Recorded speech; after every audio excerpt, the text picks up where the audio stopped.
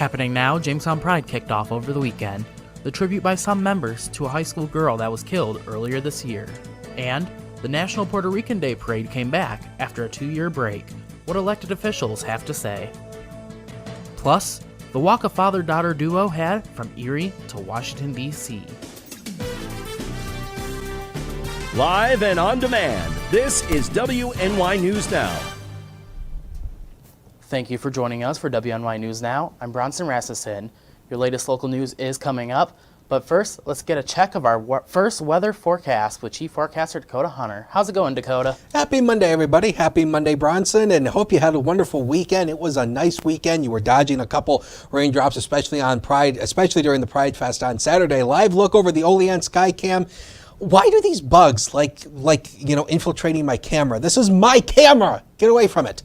Anyway, you can see the blue skies above right now across much of the region. The fog has burned off, so it is a nice day. In fact, on the satellite imagery here, you can actually see some of this across the southern tier. That's actually the fog that was burning off this morning. So it's a good thing you can see from space, some of the interesting things you can see from the satellites in space. But yeah, the pollens are up there, tree pollen high, mold pollen high. So yeah, if you've got allergies, I feel you. I'm right in that same boat. But hey, no rain to deal with today. Good amount of sunshine. An overall nice day, 71 to 79. This is right around average with a northwest wind 4 to 10, but it's not going to get any cooler from here. Temperatures go up, up, up along with that humidity. We'll talk about it with that Ultimate Satellite Solutions 7-day forecast later on in the show, Bronson.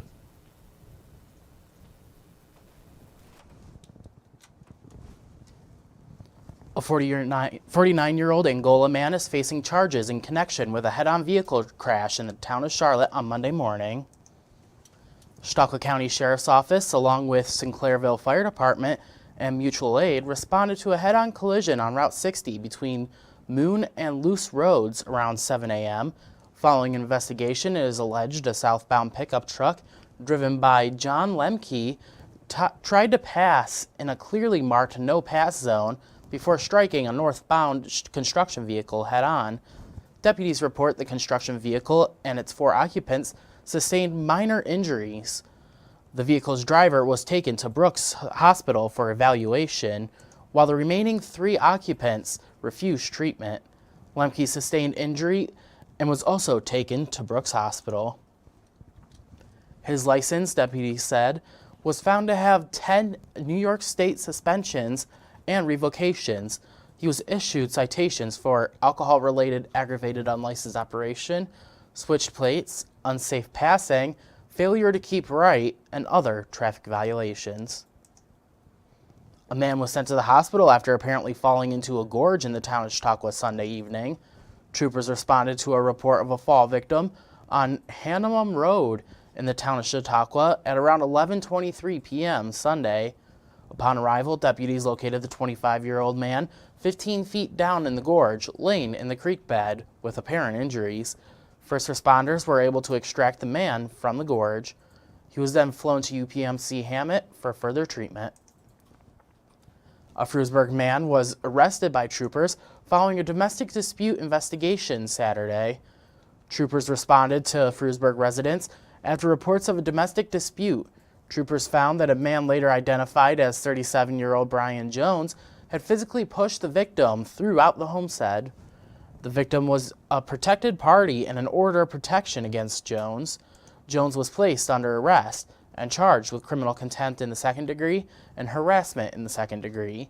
He was then transported to the county jail. A local band held a concert at the Jamestown Pride Festival Saturday, at which they honored a band member that was killed earlier in the year. Our Alyssa Wright has more. Alexis Lexi Hugan was killed during a hit-and-run incident on New Year's Eve. Her band, the Eucalads, missing a member, paid tribute to their lost friend during the Pride Fest this year. The band, made up of Aaron and Ambrosia, performed a number of songs ranging from Cavetown to Billie Eilish and even Panic at the Disco. Last year we came and we were just sitting and we were like, oh my god, wow, like it would be crazy to like play up there. During their performance, audience members noticed that there were 3 microphones on stage, despite there only being 2 members present. We originally had 3, but tragically, one of our group members passed away, and now it made us want to perform more, I think, to be able to honor her and show people that it's okay to be upset about it. We miss Lexi very much. The band had been together for over 5 years, and it was very clear that they missed their former bandmate and friend by the song they chose to honor her. It's a song that Lexi she was very attached to that song, and it also reminded us of her a lot because we had a lot of great times with her. So it's like, where'd all the time go? Now she's not here anymore. So I feel like that's true. She originally picked that song for us to perform with our band, and we never got to play it together. So when we sing that song, it's very sentimental to us. The pair believed the performance was a beautiful way to remember Lexi and honor her memory. Alyssa Wright, WNY News Now. Alyssa, thank you. As WNY News Now continues, gas prices continue to rise. What President Biden has to say about the increasing trend. And later, June 12th was a day for many groups, and we're going to find out which groups were celebrated coming up. Stay with us, as WNY News Now will be right back.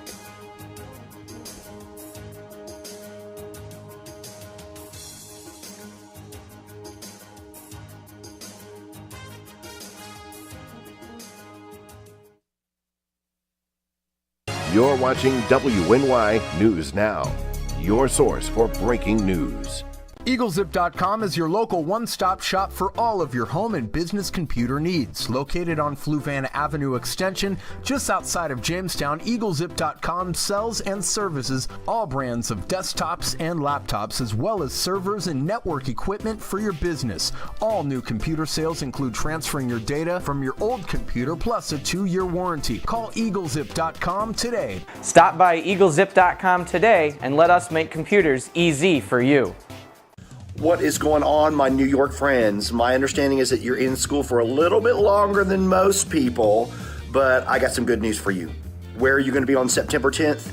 In Jamestown, New York, with me at 7 o'clock at the Reglena Theater, and you can get your tickets at reglena.com, REGLENNA.com. Make sure that you grab those now. It's going to be so much fun.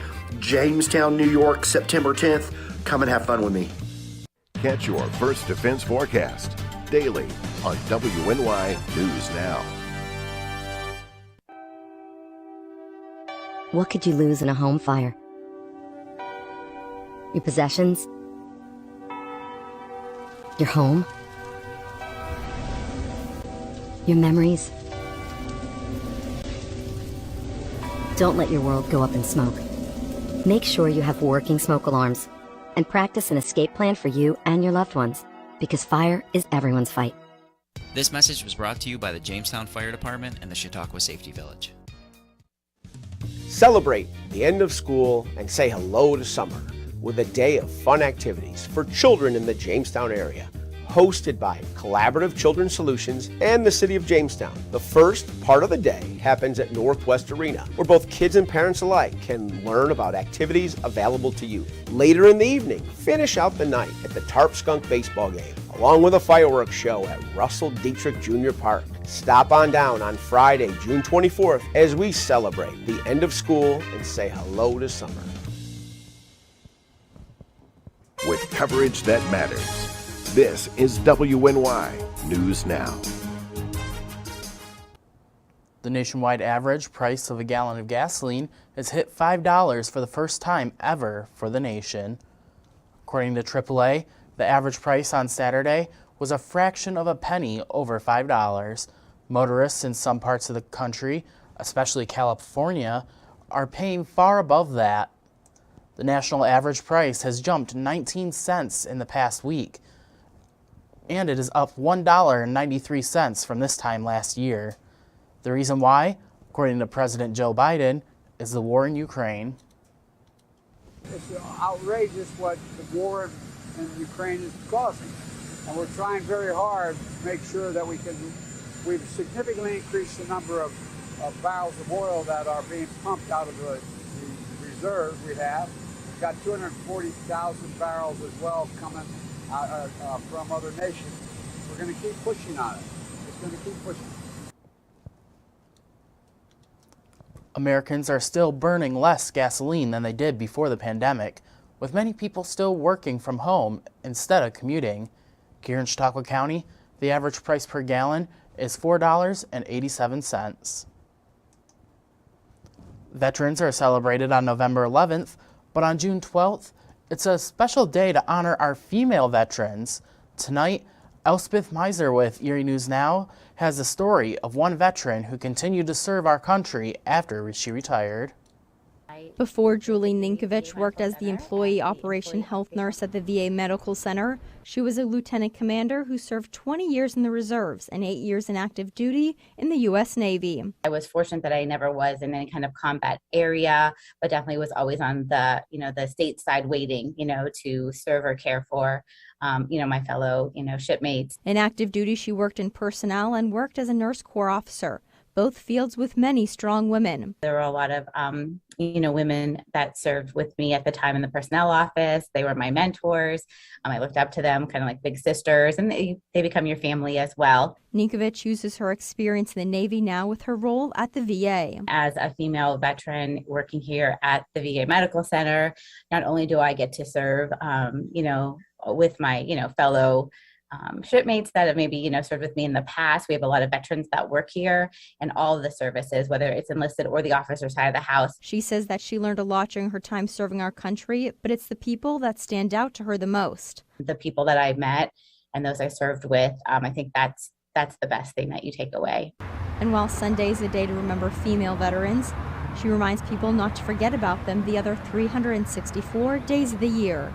Not just on June 12th, but throughout the year, and always to recognize women veterans, all veterans, and know that they have a place to come to receive care. Elspeth Meisner, Erie News Now.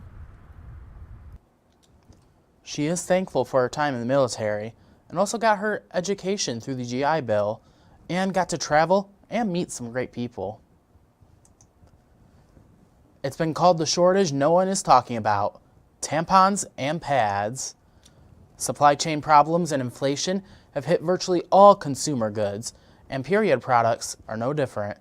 Top retailers and manufacturers acknowledged the shortages this week, confirming complaints that have been circulating on social media for months.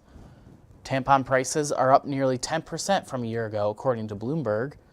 The shortages appear to stem from supply issues with key materials like cotton and plastic. It makes sense when you consider those same materials are also used in personal protective equipment, which have been in high demand since the start of the pandemic. The war in Ukraine has further crippled supply because Russia and Ukraine are both major exports of fertilizer used to grow cotton, and the drought in Texas has hit cotton growth too. Of course, material shortages and supply chain bottlenecks are hitting a lot of products, but much like baby formula shortage, there's a biological demand here that can't be so easily substituted. The National Puerto Rican Day Parade was held for the 65th time Sunday, after a 2-year hiatus. The parade goes up Fifth Avenue in New York City to honor the millions of those with Puerto Rican heritage in the United States. The event saw the participation of elected officials as well, including New York Governor Kathy Hochul, who reflected on the motto of the day: "We are one." Somos uno, yes, we are one, and we celebrate and make up for the lost experience of not being able to march down the Fifth Avenue and showing our solidarity and our pride and our joy at having such an incredible connection to the people, our hermosas and hermosas in Puerto Rico. The governor then reflected on her childhood and compared her values to those of the community. My job as governor, and I believe this to my core, because those values I was taught as a child are with me every single day. It is our moral responsibility to help the children of God wherever they are. This is the first time the parade was held in 2 years due to the COVID-19 pandemic, and brought on thoughts of how to help Puerto Rico. Coming up, waterway improvements are coming to Pennsylvania, a look ahead at the upcoming plans, and later, we look at the story of a duo that walked from Erie, PA to Washington, D.C. Why they did that, coming up. But first, we return with a look at our full weather forecast when WNY News Now returns.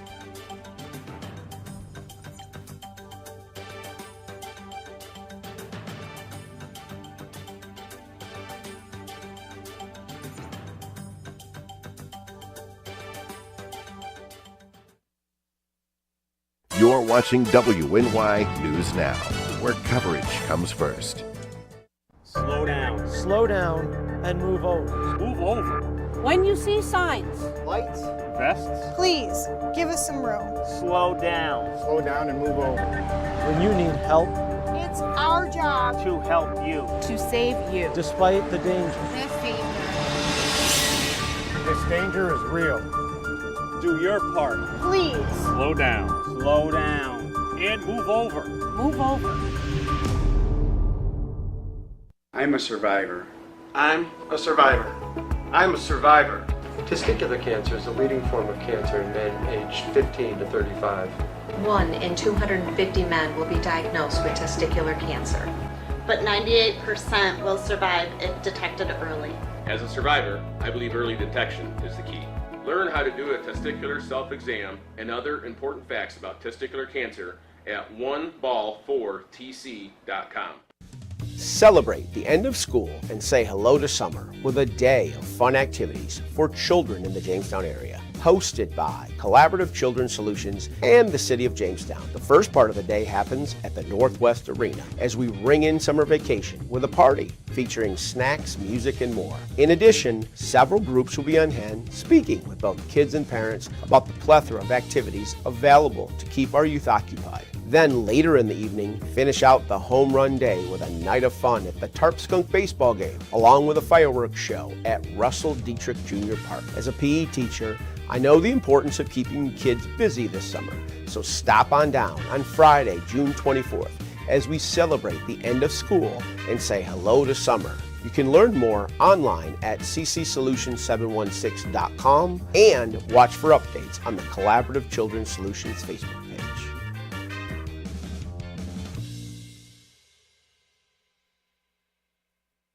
How prepared is your family if a hurricane shows up at your doorstep, or a flood, or a blizzard? You can't just turn away a natural disaster. That's why it's important to go to ready.gov/plan now. It has the tools and tips you need to make an emergency plan with your family. So if disaster comes knocking, let's go. You'll be ready to help keep your family safe. It's just a pizza. Yes. Make a plan today. You're watching WNY News Now, your source for breaking news. Fast, accurate, and every day. First Defense Weather. Welcome back, everybody. How about this fantastic shot over McRae Park? Kyle sending this in from last night. Man, the sunset was beautiful last night. And how about in Celeron? Don sending this in. That's the Chautauqua Harbor Hotel right there. So, man, just a fantastic sunset it was last night. And, of course, if you have any pictures or videos of the weather, you can send it to us on Twitter. I'm at HuntersWX and the First Defense Weather page on Facebook. Use that hashtag MyLocalWX. Current temperatures around the region. It's nice out there. 73 in Warren, also in Randolph and in Clymer as well. That seems to be the favorite number. 68 in Fredonia, 69 in Dunkirk. Nothing showing up in Jamestown because the weather station at the Jamestown airport is busted, so there's nothing showing up there right now. But it's a nice day, so get out and enjoy today. But as we mentioned, the heat and the humidity is going to be coming back. Take a look at the Muggy meter, a steady climb all the way up into this oppressive category by Thursday. And again, when you get into that oppressive category, that is when it's the air you can wear. Your clothes just stick to you. In fact, here's the forecast heat indices over the next 5 days. We're going to be likely flirting with the lower 90s for feels like temperatures both Wednesday and Thursday. This is going to be the peak of the heat and the humidity, and then we ultimately start to back it down by we go into Friday. So just understand, by the middle of the week, you need to find ways to stay cool. You know all that. You don't need me to tell you that, so I'm not even going to say it. But the chance of severe weather should be off to our west today, but we are watching Thursday as the Storm Prediction Center has us under a a 15% severe weather risk. Same thing we talked about. Nobody knows what these percentages means. Just understand there's a chance for at least some strong thunderstorms on Thursday. We'll keep our eyes on this, and of course, we'll keep you updated as the week goes on. Cold front has moved on through, so that's why the wind direction is from the north-northwest. But we are going to be catching some rain showers in here, likely overnight and then through the day tomorrow. So let's take you through future scans. So notice how nothing through the day, that little blip's not going to happen. Should be partly to mostly sunny. Now, the better chance of rain will be overnight tonight. Basically, the overnight hours, the clouds will start to thicken up. Then the better chance of rain tomorrow should be in the morning with a couple showers and maybe even a couple thunderstorms by tomorrow morning. That tapers off for the afternoon, leading to a partly to mostly sunny day. And then as we run this out, the next chance of rain really is going to come on Wednesday with that heat and humidity. Will flare some pop-up showers and storms. Now the future, powered by Ultimate Satellite Solutions. So look at the heat, Bronson. We're going mid-80s for Wednesday and Thursday. Those are not record highs, but man, it's going to feel a lot more sticky. Those overnight lows in the lower 70s. But we do back it down for the end of the weekend into the weekend, and the weekend looking dry. So any weekend plans, go for it, Bronson. Ooh, picnic weather. The Biden administration will announce Friday the CDC will lift the requirement of a negative COVID test for travelers entering the United States. That's according to a senior administration official and a CDC official. The change will go into effect for U.S.-bound air travelers at midnight Sunday, June 12th. The measure has been in place since January of last year. The travel industry, along with some scientific experts, say that the policy has been out of date for months. The administration officially said that the CDC is lifting the testing after determining it was no longer necessary based on current science and data. The CDC says that it will reassess its decision in 90 days. Officials can reinstate it, if need be, if there's a concerning new variant. This week in Harrisburg, several bills giving and local officials and landowners more authority to address waterway improvements passed the House. The bills were the result of stakeholder forums and testimony that highlighted their frustrations with the inability to fix waterway issues, even on their own property. They say sometimes unnecessary permitting process and long waits for approval from the Department of Environmental Protection have prevented them from making crucial waterway improvements. Farmers say that they're losing topsoil off their fields, and local officials say that taxpayers are stuck covering the bill for damaged and destroyed infrastructure. The package of bills encompasses many topics, but primarily focuses on easing permitting requirements. There are bills that clarify what types of minor projects should not require a permit. There are bills that create specific permits for long-term maintenance and small projects directly related to mitigating flood issues. 2 more bills in the package are set to receive a vote next week. The bills that pass now head to the Senate for consideration. It's common for baby formula plants to be inspected at least once a year, but regulators did not expect any of the 3 major plants in 2020. While inspectors did get into Abbott Nutrition after a 2-year gap, only warnings were given. Following the bacterial infections infants suffered 5 months after the inspections, it was discovered that the plant was contaminated with the bacteria. This should come as no shock, as many say, as there were multiple employee complaints to the FDA about the state of the manufacturing plants. The reasoning for less inspections is due to the COVID-19 pandemic, officials say. In early 2020, the FDA pulled most of their safety inspectors from the field, skipping a lot of planned inspections. The formula shortage is coming to an end as Abbott Nutrition has restarted production and multiple shipments have come from overseas. Next, a father-daughter duo did the unthinkable, walking from Erie to our nation's capital for the 6th time.